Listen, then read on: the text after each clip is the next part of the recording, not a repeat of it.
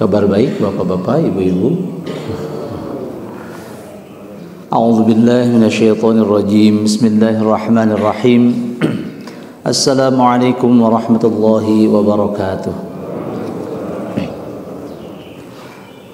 Alhamdulillah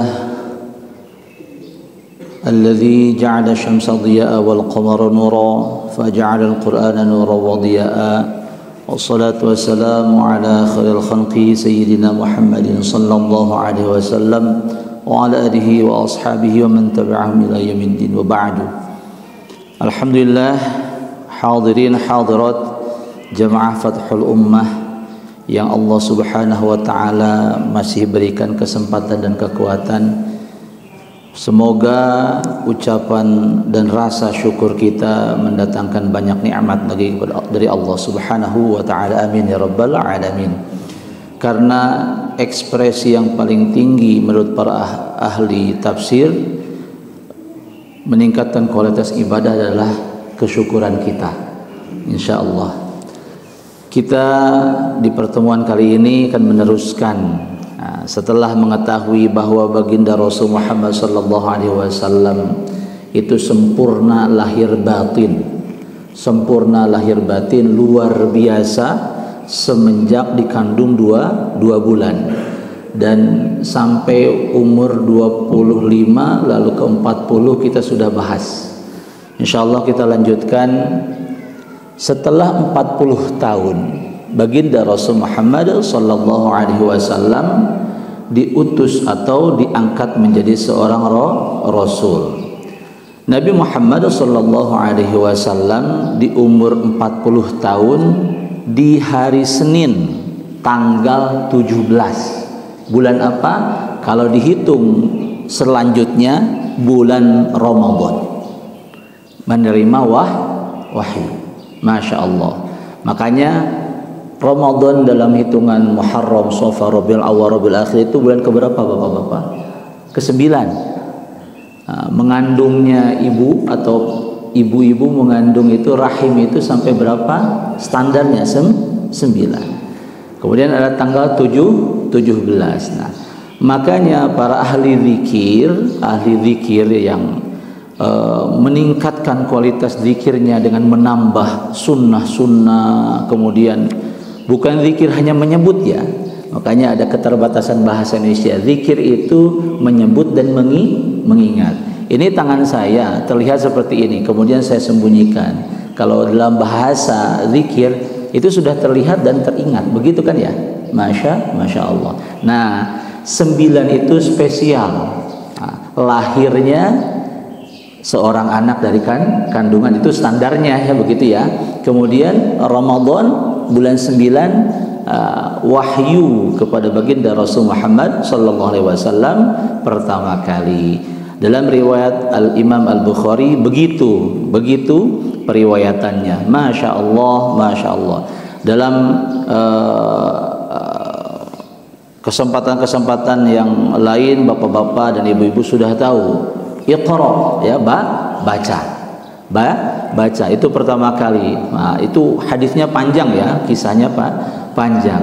Rasulullah SAW diperintahkan untuk membaca.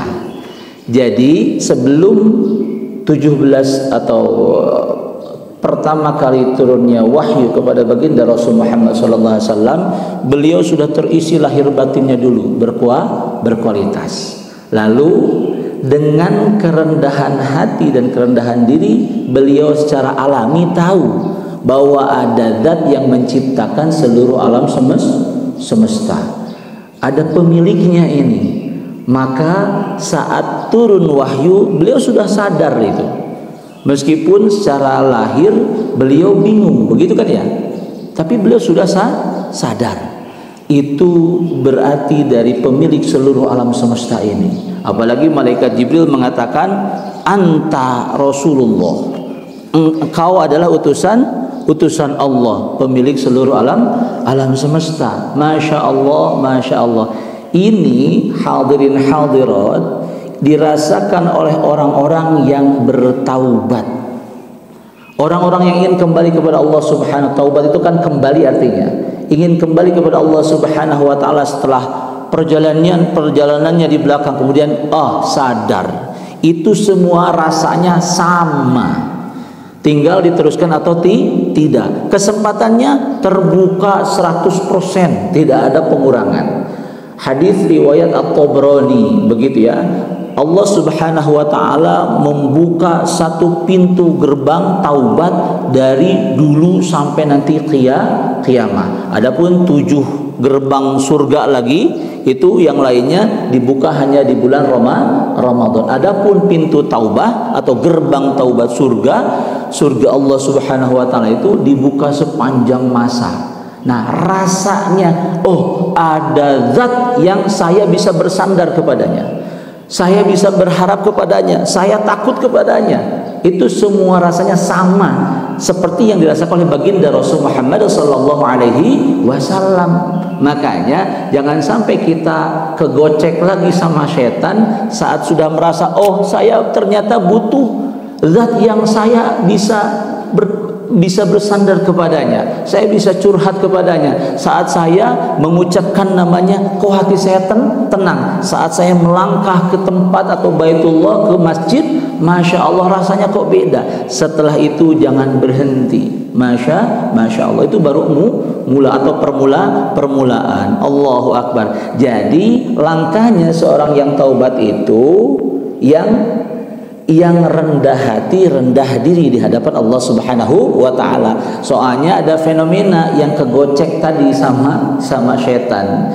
Pas taubat langsung pikirannya surga Allah Subhanahu wa taala selangkah lagi. Atau enggak, saya taubat ingin sukses dunia. Nah, itu salah niat. Rasulullah Shallallahu alaihi wasallam menerima wahyu dengan kerendahan hati dan kerendahan diri. Karena Masya Allah lahir batin beliau sudah terisi. Allahu Akbar. Atau berkualitas. Nah, kita sebagai umatnya tidak seperti beliau. Makanya dalam keseharian kita selalu minta petunjuk dari Allah Subhanahu wa taala. Masya Allah. Di awal hari kita minta petunjuk dari Allah Subhanahu wa taala.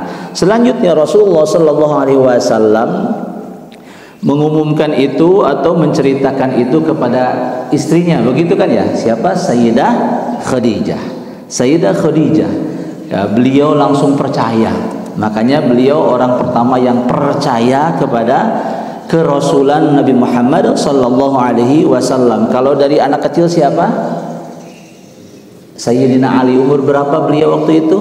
10 tahun. Kemudian dari orang tua siapa? Abu Bakar As-Siddiq. Dari hamba sahaya siapa? Yang pertama Bilal. Kemudian dari golongan yang lainnya yaitu Zaid bin Harithah. Itu semuanya sudah tahu. Masya Allah. Di saat itu beliau setelah saya seorang rasul, kata malaikat Jibril, saya tahu tujuan saya tahu siapa pemilik saya tahu siapa pemilik alam semesta. Malaikat Jibril kan waktu wujudnya kelihatan itu kan memenuhi langit, Pak. Jadi Masya Allah, beliau tuh sampai kaget gitu kan. Bukan sesosok manusia biasa seukuran kita, bukan. Allahu Akbar. Dalam tafsir, dalam salah satu ayat dijelaskan bahwa kalau malaikat itu menunjukkan wujudnya yang asli dengan zatnya, dengan kualitas ciptaannya yaitu cahaya, tubuh kita itu tidak akan kuat melihatnya. Masya Allah. Apalagi baginda Rasul Muhammad SAW belum pernah melihat.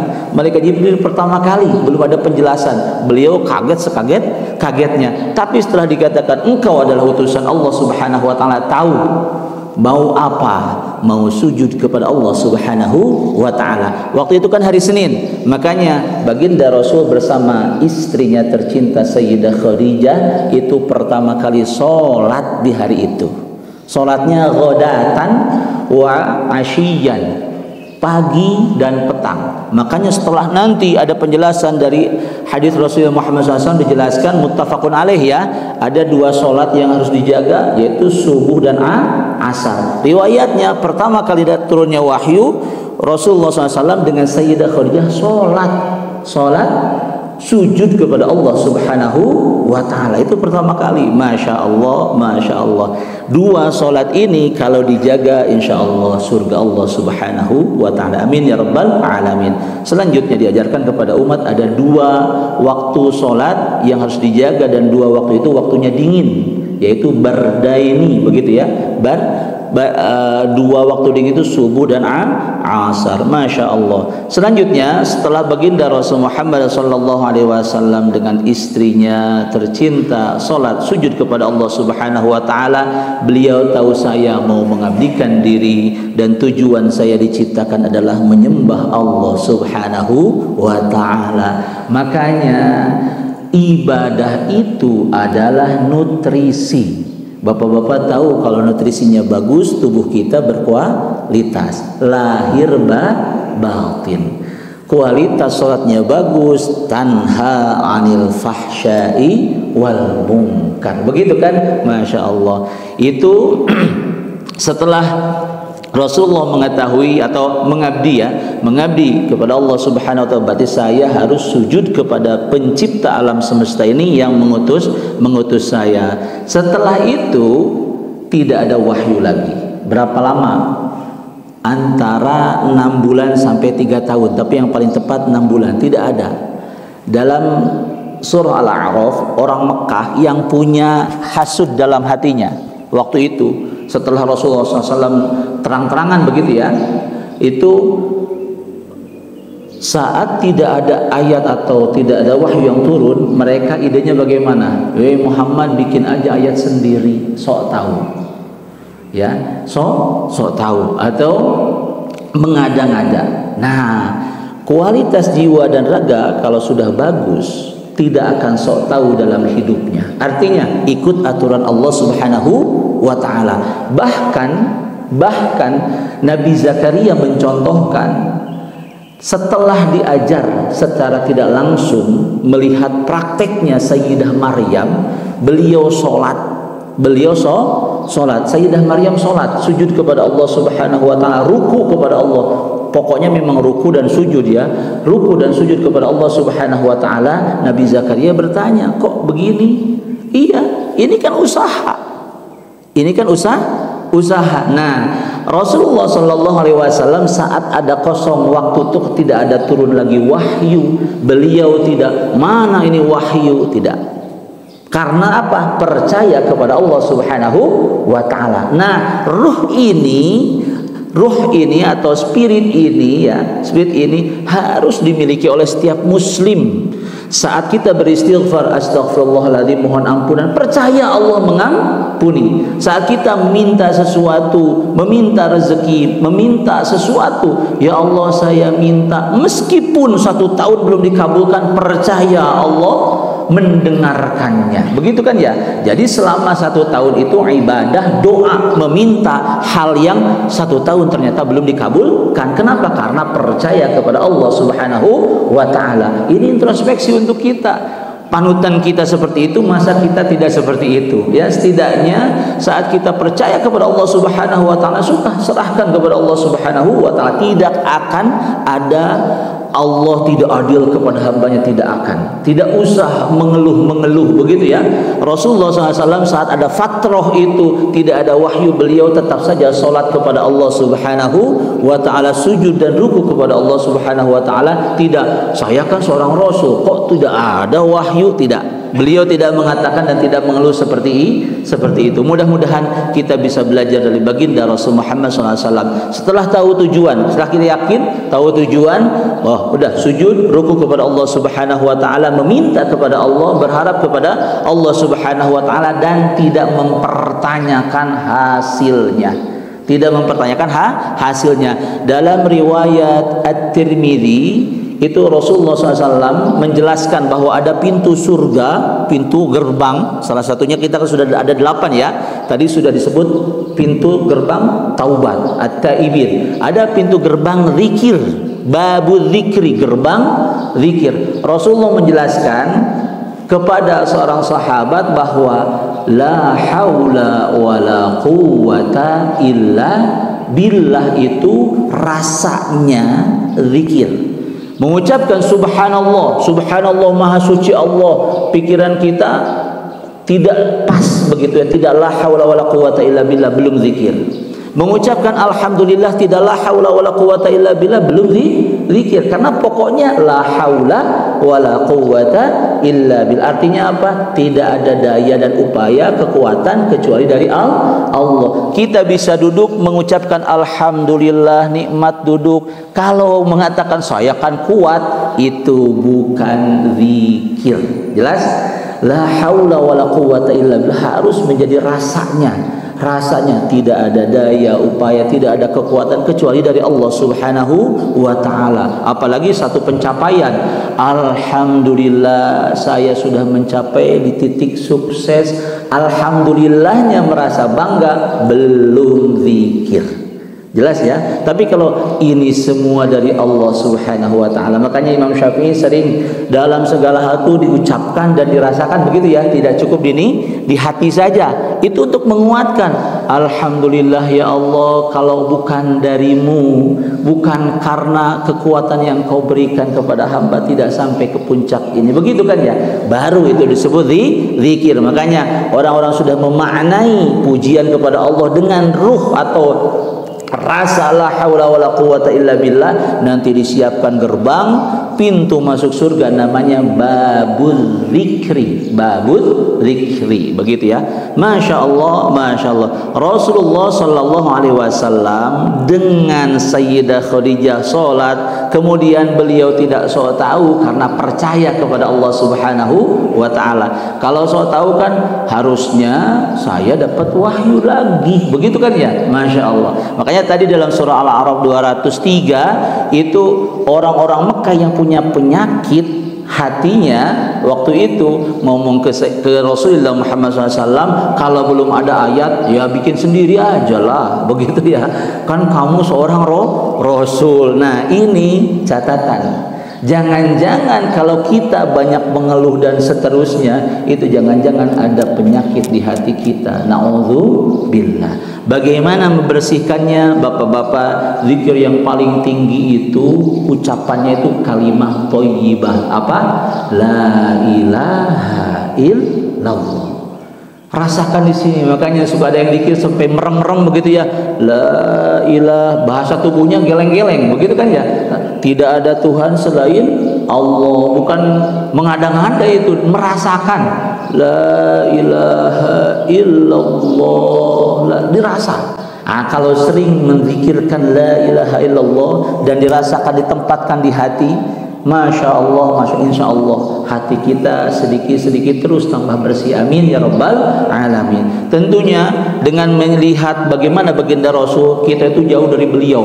Jadi memang setiap hari harus la ilaha illallah, setiap hari harus astaghfirullahal azim, setiap hari harus membersihkan jiwa dan raga kita, insya Allah. Masya Allah, masya Allah. Sampai setelah 6 bulan tidak ada wahyu, ada suara dari langit, yaitu malaikat Jibril. Seperti biasa ya, malaikat Jibril sebagai pengantar wahyu. Setelah itu, setelah beliau tahu saya sekarang seorang Rasul. Nah, sampai tahapan itu beliau baru merencanakan sesuatu, menyusun strategi. Makanya kejayaan Islam dengan cara acak-acakan nggak bisa, harus ada strategi kebersamaan ya, bersama-sama. Tapi strateginya bukan konsep manusia, tetapi diserahkan kepada Allah. Allah memberikan strateginya seperti ini, bukan dari konsep baginda Rasul Muhammad Sallallahu Alaihi Wasallam. Apalagi nanya ke istrinya, tidak. Kalau udah urusan begitu, masya Allah,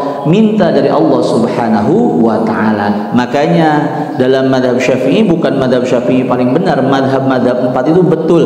Kalau saya memilih madhab Syafi'i karena luar biasa, setiap subuh itu Allahumma hdina fiman hadait. Di sholat pertama kita, di sholat subuh, kita minta petunjuk kepada Allah Subhanahu wa Ta'ala. Dan madhab-madhab yang lain juga sepakat kunut nazilah itu boleh, bahkan dalam sholat sunnah juga boleh. Contohnya tarawih di Mekah ya, di Mekah. Allahumma hdina fi man hadait, begitu kan ya, minta petunjuk kepada Allah Subhanahu wa taala. Jadi ya Allah berikan petunjuk kepada saya, minta petunjuk kepada Allah agar dalam keseharian, dalam kehidupan kita disertai atau dibersamai Allah Subhanahu wa taala. Ingat, ada dosa, ada khilaf, ada salah, ada zallat, semuanya kemarin sudah dibahas. Gara-gara tidak tahu, gara-gara ammarah.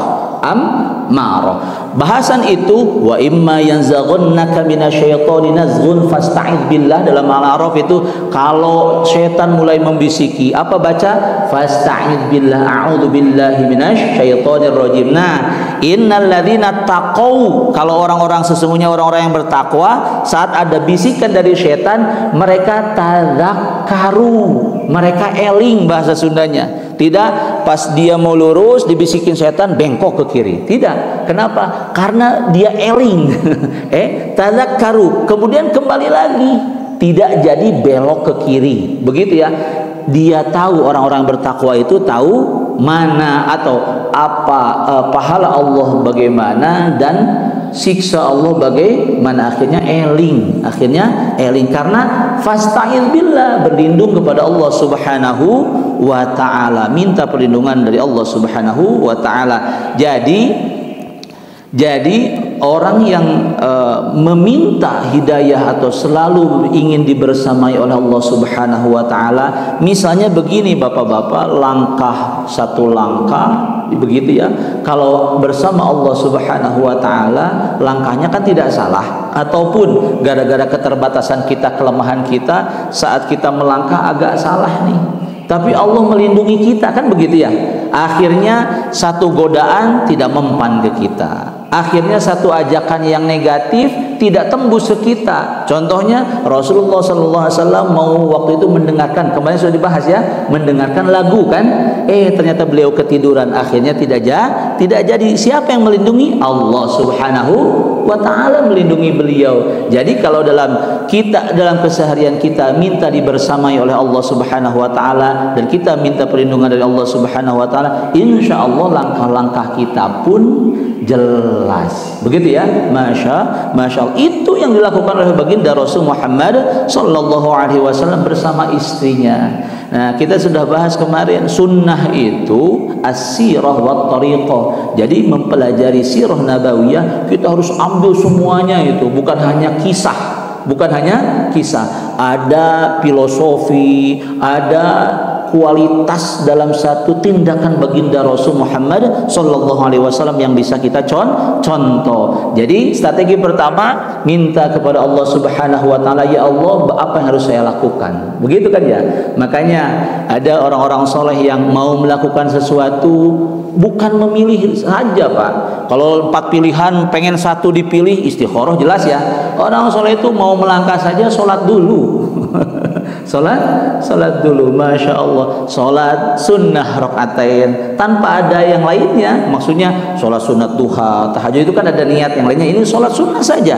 Usolli sunnatan, itu mau melakukan sesuatu, memilih sesuatu, mau melangkah pun salat sunnah. Masya Allah. Mau bepergian salat sunnah, mau melakukan sesuatu salat sunnah, apalagi mengambil keputusan salat sunnah. Kenapa? Karena minta dibersamai Allah Subhanahu wa ta'ala. Jadi nggak takut, meskipun nggak punya modalnya, punya instrumen untuk menyukseskan satu rencana, tapi kalau minta kepada Allah, yakin Allah membantu. Mudah-mudahan bapak-bapak dalam kebaikan ya, dalam kebaikan di masa hidup kita ini selalu dibantu oleh Allah Subhanahu wa taala untuk bisa melaksanakan kebaikan. Amin ya rabbal alamin. Dalam hal apapun, amin ya rabbal alamin. Berapa lama baginda Rasul disuruh bikin pondasi? 3 tahun. 3 tahun itu mengajak orang-orang yang sefaham dengan beliau. Jadi pas dijelaskan, ada Tuhan enggak ya? Ada pemilik alam semesta enggak? Nah, ada orang Mekah waktu itu, ya adalah, tapi siapa? Saya tahu jawabannya. Siapa? Wahai Muhammad, Allah. Begitu kan ya. Kita tujuan hidup kita bagaimana ya? Untuk apa kalau sudah mati? Kemana kita? Masya Allah. Dijelaskan ada surga. Begitu ya. Enggak langsung neraka, surga dulu. Kalau masuk neraka nanti bingung. Nah, ada oh nanti kalau setelah meninggal itu di surga. Masya Allah. Itu bagaimana konsepnya? Oh, bukan konsep, ada tuntunannya. Saya adalah utusan pencipta alam semesta. Jadi dalam 3 tahun itu pondasi. Beliau mengajak orang-orang Makkah selama 3 tahun. Setelah itu minta lagi kepada Allah Subhanahu wa taala, ya Allah, apa yang harus saya lakukan? Masya Allah, Masya Allah. Setelah terkumpul 30 orang. Jadi ini angka 3 ini spesial. Tadi angka 9 spesial, 17 spesial. 30 orang, ya, 3 dan 0, 30. Nah, 30 orang baru.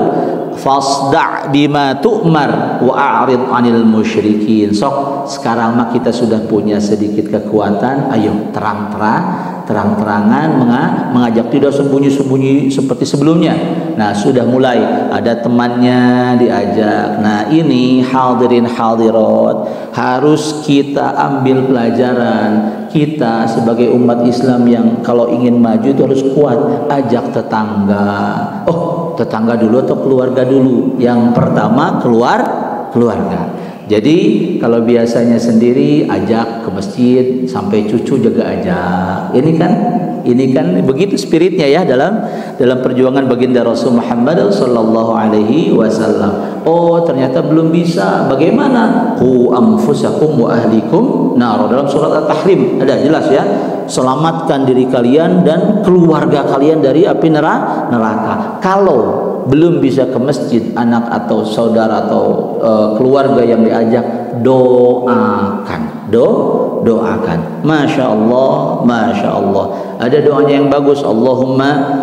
Allahumma ja'alna awladana wa dhurriyyatina min ahli al-'ilm wa ahli al-khair wa la taj'alna wa iyyahum min ahli su'i wa ahli ad-dhayr warzuqna wa iyyahum 'ilman nafi'a wa rizqan wasi'a wa 'amalan maqbula. Begitu ya.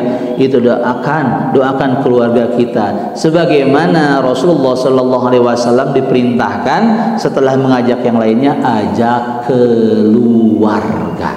Masya Allah. Allahu Akbar. Rasulullah sallallahu alaihi wasallam setelah mengajak keluarganya, beliau disupport oleh keluarganya, disupport oleh orang-orang yang percaya kepadanya, orang-orang yang dari kalangan disebut nanti para sahabat itu mensupport beliau, dan beliau teguh di situ sampai setelah muncul terang-terangan seperti itu, ada mulai ancaman dari orang-orang Makkah. Tapi sampai beliau katakan, dan ini masyhur sekali ya, karena pamannya mulai diintimidasi oleh orang-orang Makkah, beliau katakan, kalau ada matahari di tangan kanan saya, begitu ya, itu masyhur sekali, saya tidak akan berhenti kalaupun matahari disimpan di sini begitu bebannya, panasnya dan besarnya, Rasulullah tidak akan berhenti dari dakwah. Begitu, itu dikatakan ke pamannya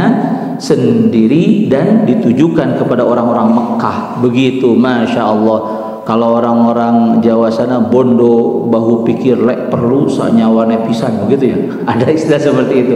Dalam perjuangan seperti itu, lahir batin, harta, materi, semuanya bismillah. Masya Allah. Setelah itu bukannya ngendor, tambah parah intimidasinya, bahkan ancaman nyawa melayang. Begitu kan ya, bapak-bapak sudah tahu. Akhirnya Rasulullah Sallallahu Alaihi Wasallam dengan bijaksananya mementingkan perjuangan, bukan pribadi. Nah, ini penting sekali, Masya Allah. Beliau anjurkan untuk hijrah ke Habasyah. Kalau sekarang Habasyah itu apa? Negara apa? Masya Allah. Dianjurkan ke sana karena ada raja yang soleh hatinya ya, artinya soleh hatinya benar, begitu. Masya Allah. Setelah itu bukan berhenti, malah diembargo. Jadi orang-orang yang percaya kepada Nabi Muhammad SAW yang masih ada itu kan ya, pokoknya yang begini kan, ini suaminya percaya, istrinya kan dituduh, nanti anaknya dituduh, diembargo itu. Pokoknya dikat, jangan berhubungan dengan mereka. Allahu Akbar. Rasulullah sedih. Rasulullah menangis tidak? karena beliau kuat luar biasa. Allahu Akbar. Jadi bukannya mengendor. Kenapa? Dengan ini pertolongan Allah nyata. Jadi begini ya, spiritnya itu saat ada cobaan, bukan ya Allah kenapa belum dikabul. Saat belum terwujud, ya Allah kenapa belum dikabul, tapi saya akan perkuat perjuangannya. Begitu kan? Saya akan perbanyak doanya. Oh, mungkin begini saya masih salah, bukan menyerah. Begitu. Itu yang diajarkan oleh baginda Rasul Muhammad SAW, dicontohkan dalam perjuangannya. Lalu beliau dengan memerintahkan sahabat-sahabatnya untuk hijrah pertama ke Habasyah. Kemarin kita bahas sampai Rasulullah berumur 40 tahun. Sekarang umur 40 tahun, kerisalahannya sudah sampai beliau hijrah ke Habasyah. Salah satu poinnya adalah tentang zikir, menyembah Allah, menyembah pencipta seluruh alam semesta, dan teguh dalam menyembah Allah Subhanahu wa ta'ala. Makanya itu diajarkan dalam sholat. Sebelum itu ada wudu. Wudu bagus, sholatnya bagus. Diduga tidak berkualitas sholat saat wudunya tidak bagus, diduga tidak berkualitas. Kenapa? Itu sudah satu paket dalam hadis. Jadi yang nanti dapat ampunan Allah Subhanahu wa ta'ala setelah khusyuk tentunya, itu wudunya berkualitas.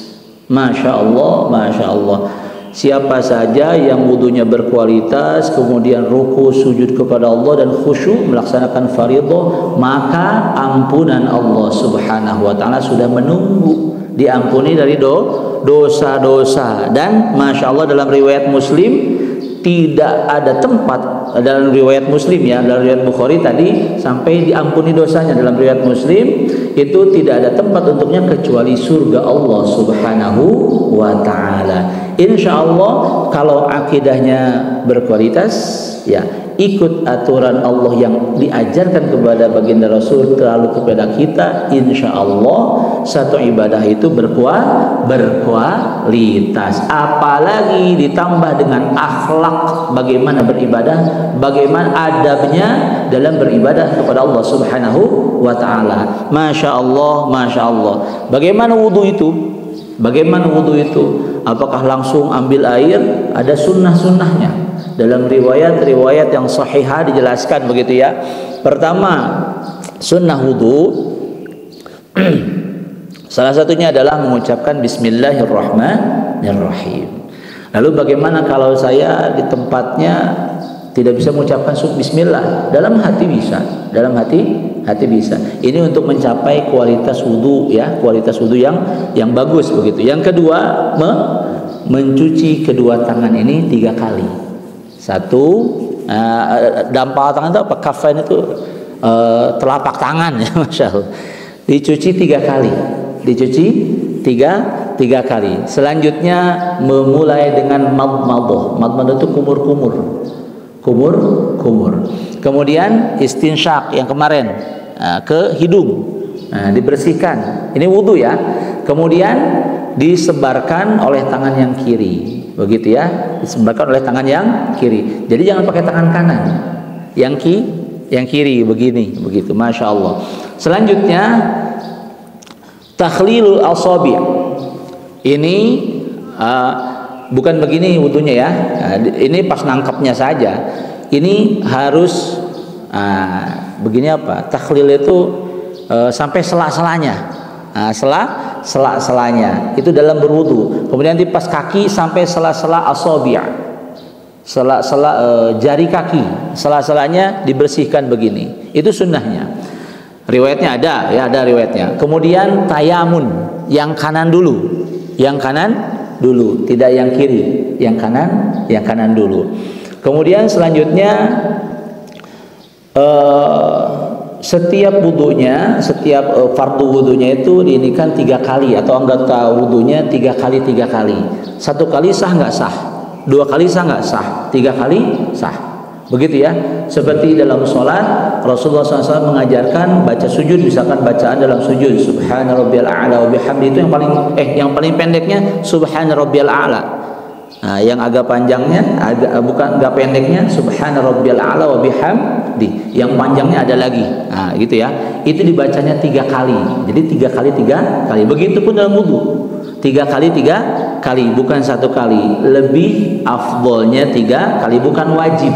Nah, dalam mazhab Syafi'i memang harus 3 kali, mazhab Syafi'i begitu ya. Kemudian setelah beres semuanya ya, setelah beres semuanya itu mengucapkan syahadatain. Asyhadu an la ilaha illallah wahdahu la syarikalahu wa asyhadu anna abduhu wa rasuluh, bukan wa asyhadu anna muhammadan rasulullah. Abduhu wa rasul, ini khusus untuk wudu ya. Syahadatannya begitu, wahdahu la syarikalahu wa asyhadu anna muhammadan abduhu wa rasuluh. Masya Allah, yang mengucapkan syahadatain ini setelah wudu ya, futihat lahu abwabul jannah ats-tsamaniyah yadkhulu min ayyiha syaa. Dibuka 8 pintu itu nanti, gerbang pintu surga, gerbang surga itu dibuka untuknya 8-8-nya, nanti pilih mau masuk dari mana. Masya Allah. Jadi bukan hal sepele. Meskipun itu biasa dan mudah sekali, tapi kalau kita tahu sunnah Rasulnya, Allahu Akbar, menyebabkan kita bisa memilih atau silahkan pilih dari pintu mana saja mau masuk yang 8 tadi. Masya Allah. Jadi syahadatain saja. Kalau mau ditambah Allahumma ja'al silahkan. Itu tambahan biasa saja dari para ulama biasanya itu jadi harapan, jadi pahala doa saja begitu ya. Masya Allah. Mengucapkan syahadatain. Kemudian yang gak kalah penting bapak-bapak, itu wudunya di rumah. Oh iya, bukan gak boleh di masjid, bukan gak boleh di tempat wudu masjid, bukan. Kan tadi untuk ahsanan, menjadikan wudunya berkualitas, wudunya di rumah. Masya Allah, karena ada hadis Rasulullah Muhammad SAW ya, man tatahhara fi baitihi tsumma, saya terjemahkan, siapa yang bersuci di rumahnya kemudian jalan dia ke rumah Allah, yaitu Masjid Fathul Ummah begitu ya, untuk melaksanakan fardhah atau kewajiban, maka 2 langkah, setiap langkahnya 1 langkah pertama dosa diampuni. Langkah selanjutnya yang kedua, kan kita cuma punya 2 ya. Langkah pertama itu dosa diampuni. Langkah keduanya apa? Diangkat derajat oleh Allah Subhanahu wa ta'ala. Maka pilihannya wudunya di rumah, bukan wajib di rumah, agar ahsanal wudunya tercapai.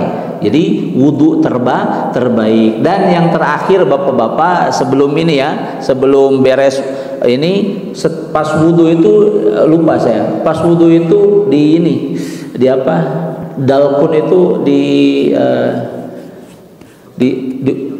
sedikit dipencet-pencet bapak-bapak. Jadi bukan cuman begini,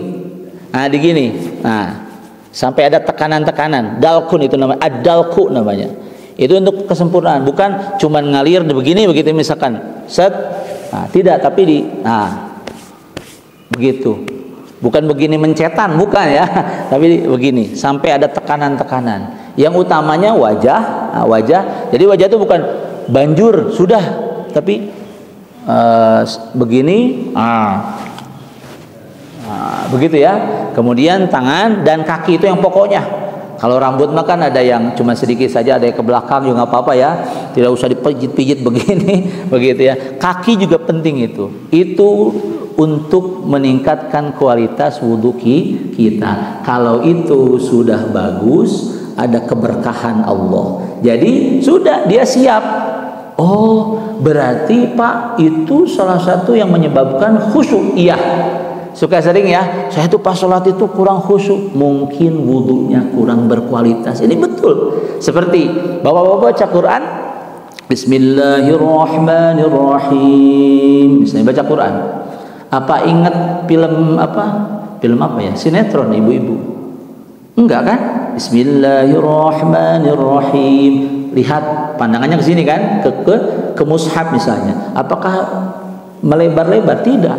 Itu barokahnya baca Quran. Atau mendengar yang baca Quran, Bismillahirrahmanirrahim, tidak melihat Quran, kok enak?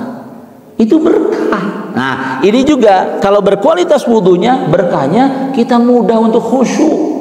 Nah, banyak keluhan, saya tuh lagi gini ingat permasalahan atau saya lagi sholat itu tahu-tahu Masya Allah pikiran kemana-mana. Bisa jadi wudunya tidak berkualitas. Nah, sekarang kita sudah tahu, mudah-mudahan kita bisa mencontoh baginda Rasul Muhammad SAW. Kita ulang ya, kita ulang.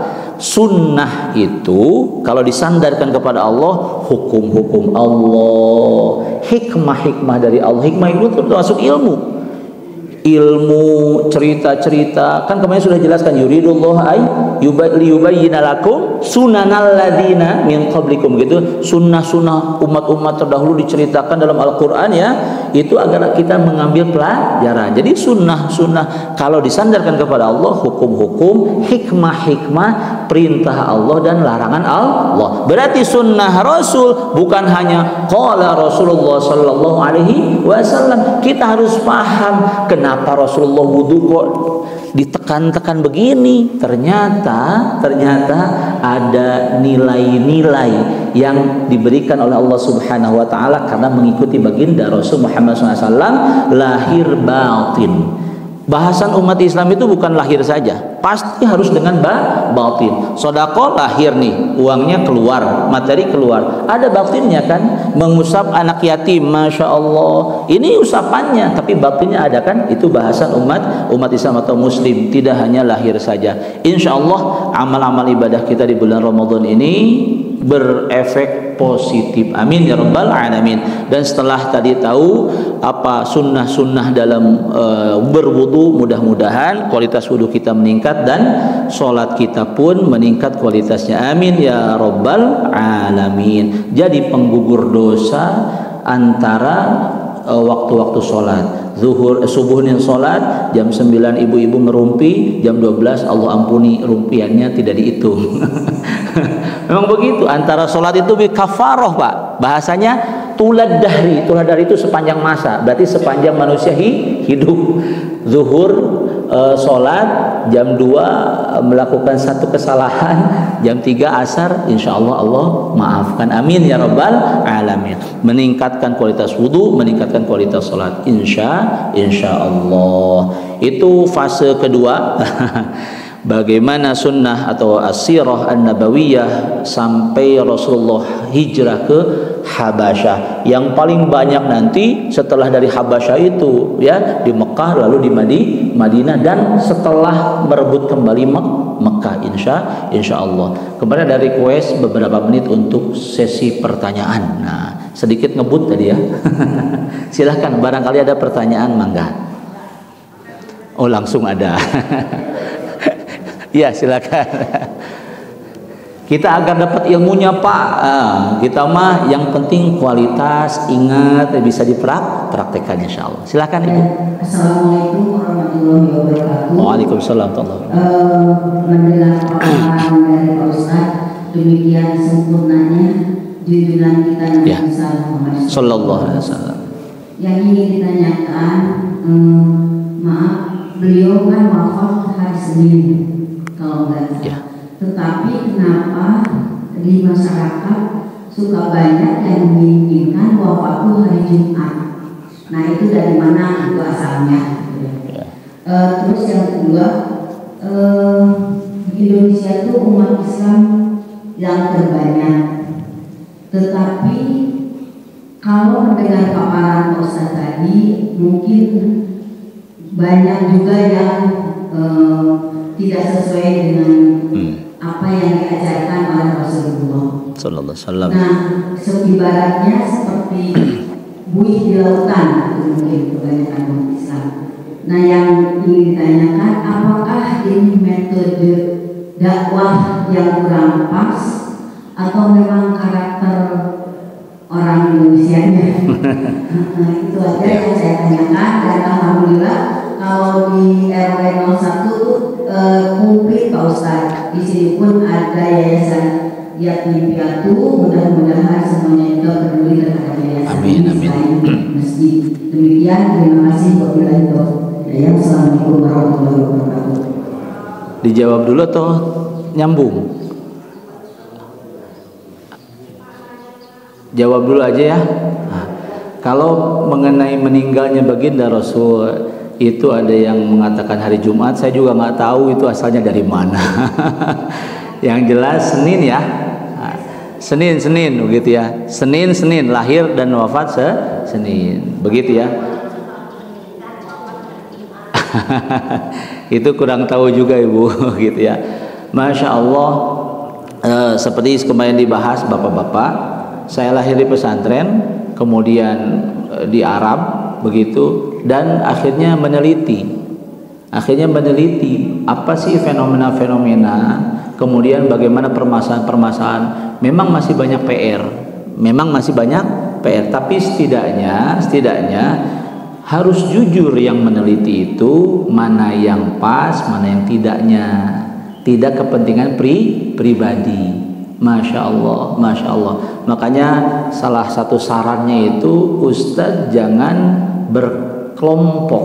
Ustadz itu memahamkan agama, bukan mementingkan diri sendiri atau kelompok. Itu bahaya nantinya, malah ya begitu, nggak dipas-paskan begitu ya Pak ya. Bahkan Masya Allah itu sudah terjadi. Naudzubillah ya, naudzubillah. Yang jelas penjelasannya harus benar itu Bu. Dari mana? Dari sanad ilmu. Di pertemuan yang dulu sebelum Ramadan saya pernah bilang, konstruksi ulama yang berkualitas sanadnya itu sama dengan baginda Rasul Muhammad SAW. Misalnya beliau empati saja, bukan empati untuk dilihat. Empati saja, begitu ya. Beliau mencontohkan ya seperti baginda Rasul saja, tidak ada tambahannya, begitu. Masya Allah. Tapi kalau konstruksinya bukan ulama bersanad, itu biasanya konstruksinya berbeda, polanya berbeda, begitu ya. Masya Allah. Alasannya, Masya Allah. Itu yang hari Jumat Bu ya. Yang kedua, wallahu a'lam, hanya begitulah perjuangan. Di zaman setelah baginda Rasul tidak ada ya, Masya Allah, itu sudah mulai banyak gonjang ganjing. Itu sudah mulai Bu. Padahal baru baginda Rasul Muhammad SAW, di zaman sahabat sudah mulai, tabi'in ya, ada oknum-oknum, begitu ya. Nah, jadi kita memang tidak kalau kita menginginkan semuanya dapat hidayah 100% berkualitas, saya tidak bisa menjawab. Tapi ada satu contoh, Rasulullah SAW itu pernah menggunakan dana sedekah atau baitul mal untuk diberikan kepada orang-orang musyrik dengan harapan mereka masuk Islam. Ditegur oleh Allah Subhanahu wa taala. Tidak seperti itu caranya, begitu ya. Bahkan di situ laisa 'alaika hudahum. Hidayah agar mereka masuk Islam itu bukan di tanganmu wahai Muhammad sallallahu alaihi wasallam. Akhirnya kita hanya bisa mengucapkan mudah-mudahan dapat taufik dan hidayah. Dan kalau itu terjadi misalnya di mana, ya perjuangan orang yang mengertinya. Nanti yang akan ditanya ulamanya di tempat itu, gitu ya. Masya. Jadi ladang perjuangan Ibu, ladang perjuangan. Mudah-mudahan di Indonesia kualitas keislaman atau umat Islamnya meningkat lagi. Amin ya Rabbal alamin. Kita tidak henti-hentinya mendoakan semuanya ya. Masya Allah. Makanya Allahumma hdina semuanya. Nah, yang terpenting di situ apa Bu? Kalau doa, kalau pengen tuntas mendoakan kaum muslimin se-Indonesia, doakan ininya secara batinnya, yaitu kita mendoakan mauta itu apa? Orang-orang yang sudah meninggal dari kaum muslimin se-Indonesia. Begitu. Kita sholat ghaib untuk seluruh kaum muslimin, itu bagus, itu efeknya bagus ke keluarganya nanti, begitu. Masya Allah, gitu ya. Itu tuntas. Wallahu a'lam. Silakan. Izin bertanya Pak Ustaz. Ibu dulu silakan.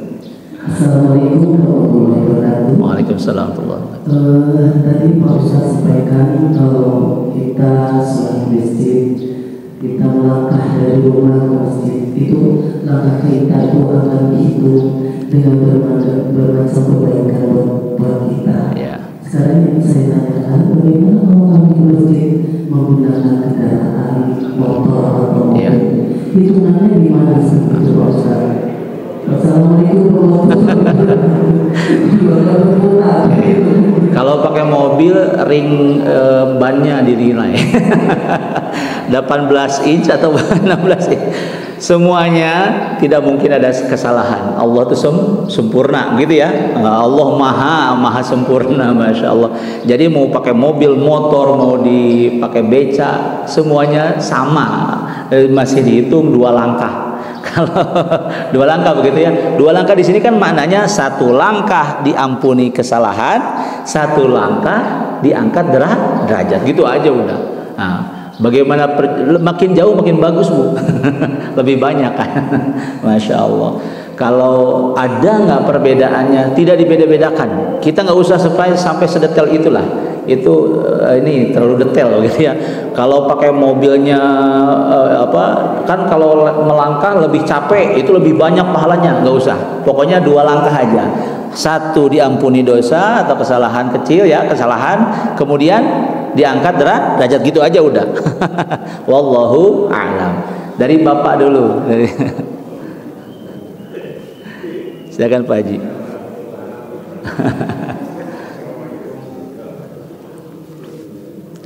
Assalamualaikum. Waalaikumsalam warahmatullahi wabarakatuh. Saya mau tanya tentang kunut.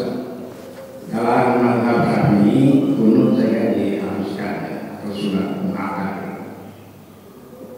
Kemudian saya baca dalam sejarah Islam bahwa kunut itu diperintahkan ketika Nabi Muhammad SAW mengirim 70 orang dai mubarik atas permintaan sebuah suku yang besar. Tapi kemudian yang 70 ini ternyata bukannya sebelum sampai ke markas suku itu, di jalan rupanya sudah dipersiapkan pasukan yang justru akan mencelakakan, dan ke-70 orang itu dibunuh sebelum sampai ke tempat tujuan. Itu yang saya baca dalam sejarah. Kemudian setelah itu maka Nabi Muhammad SAW memerintahkan kepada umatnya dan beliau yang memimpin menyelenggarakan kunut. Tapi kunut di zaman itu ada yang dilaksanakan oleh Nabi, itu dilakukan selama sebulan penuh dan 5 kali dalam sehari. Jadi bukan hanya subuh, tapi itu yang saya baca ya. Jadi makanya kepada Ustaz saya mohon bagaimana sejarah itu betul, itu satu. Yang kedua, bagaimana sejarahnya dari kunut yang tadinya 5 kali sehari semalam dalam 1 bulan penuh, kemudian oleh bawah mazhab ini menjadi 1 kali dalam 1 hari, yaitu pada subuh. Ya, sama-sama. Sejarahnya betul, Pak. Bahkan Rasulullah SAW waktu itu bukan Allahumma hdini, bukan Allahumma hdina, ya Allah berikan hidayah kepada kami, bukan. Ya Allah hancurkan mereka. Bagaimana tidak marah ya? Ulama yang sudah disiapkan ternyata Masya Allah dibantai. Betul. Beliau murka. Ya manusiawi sekali begitu ya. Beliau minta, ini sudah memusuhi, bahkan Masya Allah membantai. Semuanya habis, Pak. Masya Allah. Nah beliau itu waktu itu hancurkan mereka. Ditegur oleh Allah. Menjadi Allahumma hdina. Makanya sampai yang diajarkan Rasul itu ya, yang diajarkan dalam hadisnya, waqina syarra ma qadait, sampai situ. Adapun tambahannya itu tambahan. Ada yang untuk pribadi kan. Nah, makanya tadi saya sebut kunut nazilah itu 5 waktu nggak apa-apa. Kunut nazilah mohon pertolongan Allah, begitu ya. Itu 5 waktu nggak apa-apa. Dicontohkan Rasul itu contohnya disebut kunut nazilah. Bahkan dalam sholat sunat juga nggak apa-apa. Berarti kan di luar yang 5, lebih dari 5 kan?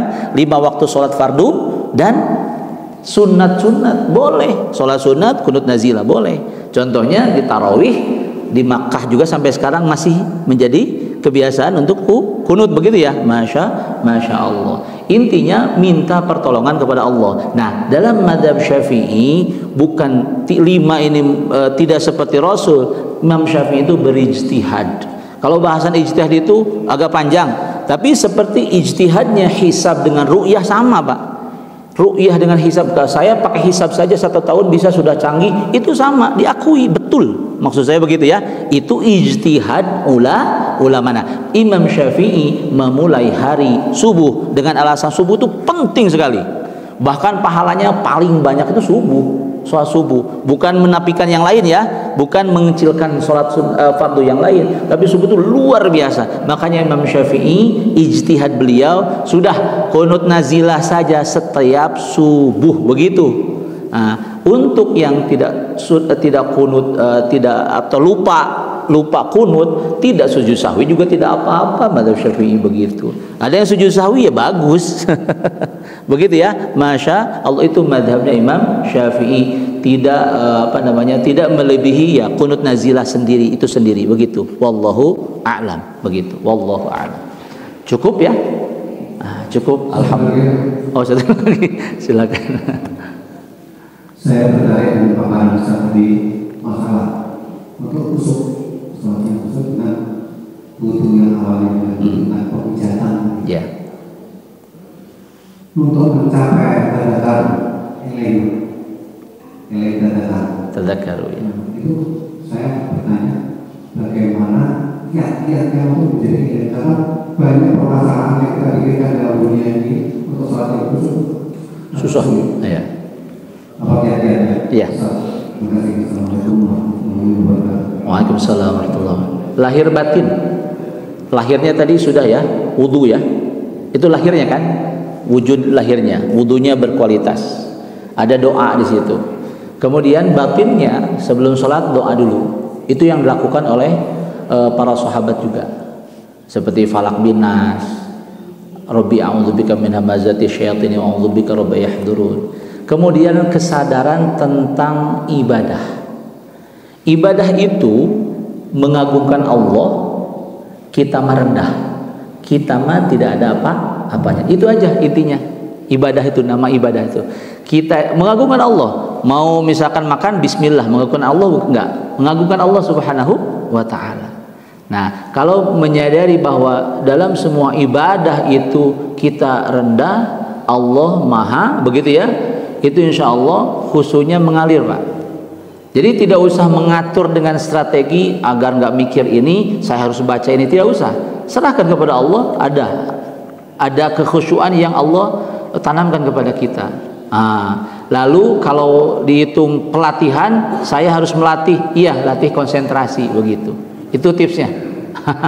Latih konsentrasi, ini sholat, ini sholat, ini sholat.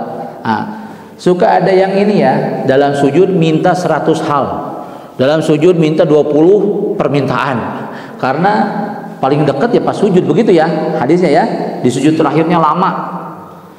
Sedangkan para sahabat saja, santrinya baginda Rasul, sujudnya biasa, tidak meminta yang lain kecuali rahmat dan maghfirah Allah Subhanahu wa ta'ala.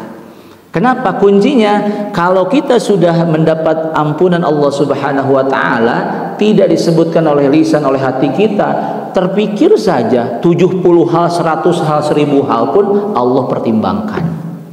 Jadi tidak disebutkan, ya Allah anak saya mau ujian misalnya, ini ya Pak ya, pas sujud ya Allah, nggak usah sebutkan. Di situ ada nanti doa sujud yang agak panjang, sampai saya minta ampunan kepadamu ya Allah dari dosaku seluruhnya. Itu doa yang paling dianjurkan sebenarnya, bacaan sujud yang paling dianjurkan. Makanya banyak ulama juga membaca itu setelah subhanallah a'la wa bihamdi, baca itu. Kalau mau nanti kita tuliskan sekalian ya Pak ya, begitu. Itu diqqahu wa jillahu, semuanya, seluruh dosa saya ya Allah. Nah, kalau di saat itu, saat sebelum sholat atau saat sujud, saat ruku, saat i'tidah, saat baca Fatihah, mendengarkan imam, ada 5 permasalahan dalam pikiran kita, kita membaca Allahumma ghfirli di sholat, di sujud kita, Allah kabulkan itu atau Allah pertimbangkan itu, meskipun tidak disebutkan satu per satu. Kalau disebutkan satu per satu kan 10 permintaan mungkin 5 menit ya. Tapi kalau kita percaya Allah Maha tahu semuanya, ya, Maha tahu semuanya. Itu dari mana? Filosofinya begini, Pak. A'udzu billahi samii'al alim minasyaitonir rajim. Kenapa ada as-samii'al alim di samping ada a'udzu billahi minasyaitonir rajim kan? A'udzu billahi samii'al alim. Karena wa imma yang zaghonna dalam Al-A'raf tadi ujungnya innahu samii'un alim, sesungguhnya Allah Subhanahu wa taala Maha mendengar, Maha mengetahui. Nah, mengetahuinya Allah sebelum kita sebutkan Allah sudah tahu. Kita kan tahunya batasan sekarang, kemarin, besok, begitu. Untuk Allah tidak ada batasan. Jadi Allah tahu sebelum, sesudah, semuanya Allah tahu. Makanya minta ampunan kepada Allah Subhanahu wa taala di sujud, Allah kabulkan atau Allah pertimbangkan keinginan-keinginan kita. Jadi kita jangan fokusnya kalau baca ini kita bisa khusyuk, kalau kita persiapkan ini bisa khusyuk. Serahkan ke Allah yang paling penting tadi. Ya, yang penting itu saya itu sholat, Allah Maha Agung, Allahu Akbar, Allah Maha Besar, saya mah hina, saya mah kecil. Allah datang khusyuk ke qalbu kita insya Allah. Meskipun tidak menafikan wudunya, doa sebelum sholat, berlindung kepada Allah Subhanahu wa taala. Wallahu a'lam. Cukup ya, insya Allah. Kayaknya waktunya memang kurang. Tidak habis-habis ya bahasan kita. Insya Allah dalam kesempatan lain kita bertemu lagi insya Allah. Yang penting ilmu kita bermanfaat. Makanya setiap pagi Allahumma inni as'aluka ilman nafi'an. Sampai sekarang saya masih belajar terus, belum habis-habis ilmu Allah itu kita gali bersama-sama ya. Wallahu a'lam. Itu saja yang harus disampaikan. Saya mohon maaf bila ada khilaf. Astaghfirullah. Akhirul kalam. Assalamualaikum warahmatullahi wabarakatuh.